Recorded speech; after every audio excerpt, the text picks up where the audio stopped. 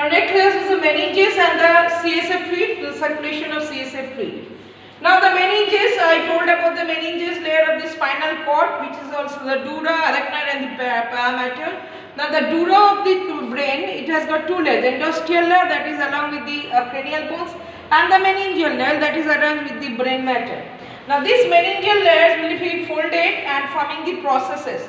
There are four processes which is formed by the meningeal layer of the dura mater.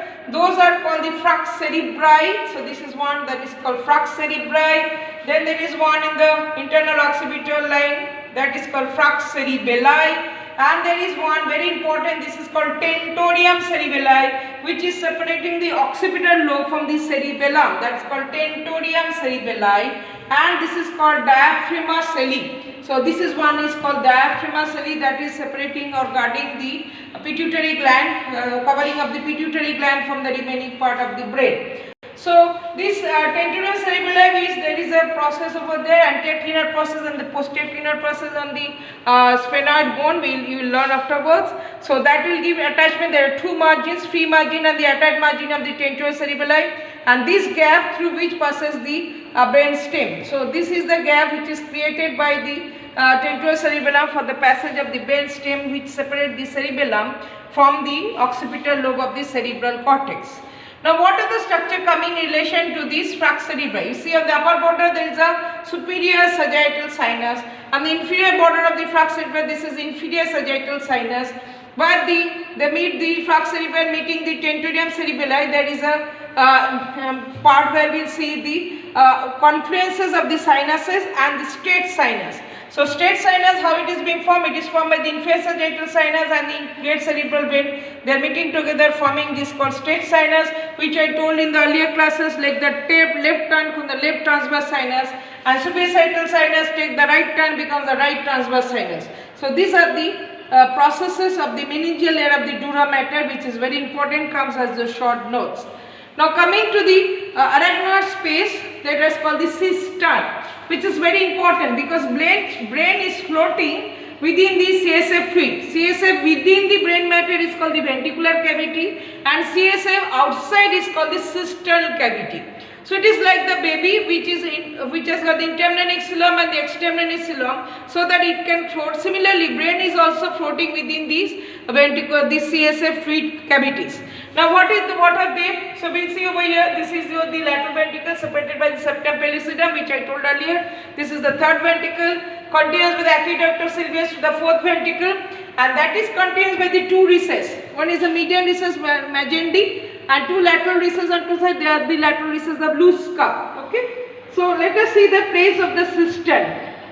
Now this is the pink color which shows the pia mater, and the yellow which is showing the arachnoid mater. So this is the pink and this is the arachnoid.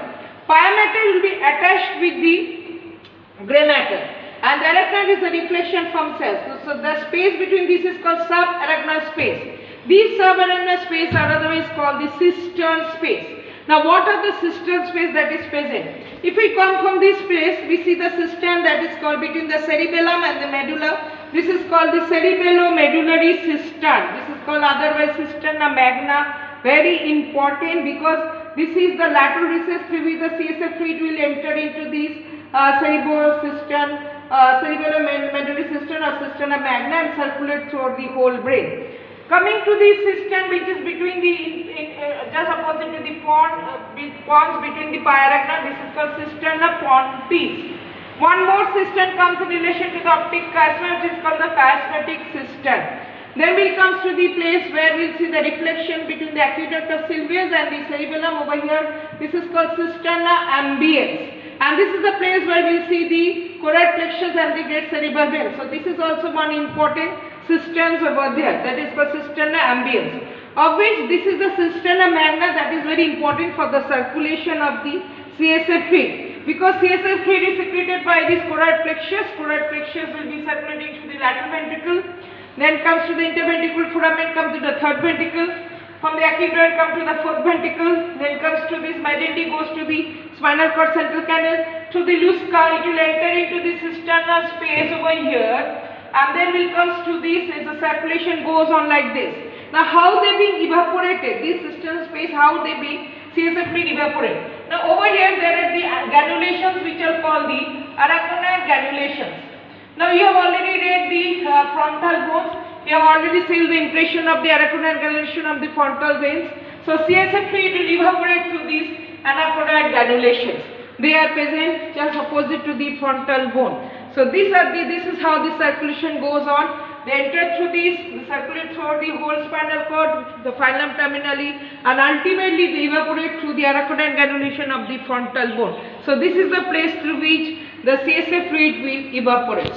So this is the circulation of the CSF fluid in the cistern space and also the ventricular cavity. Secreted by the telochoroidea, the choroidal plexus remain within the ventricular cavities, comes out to the Lusker to the cistern space, goes still over there and ultimately evaporates through the arachnoid granulation. So this is the meninges, the CSF fluid and the circulation of the CSF fluid through the cisternal space.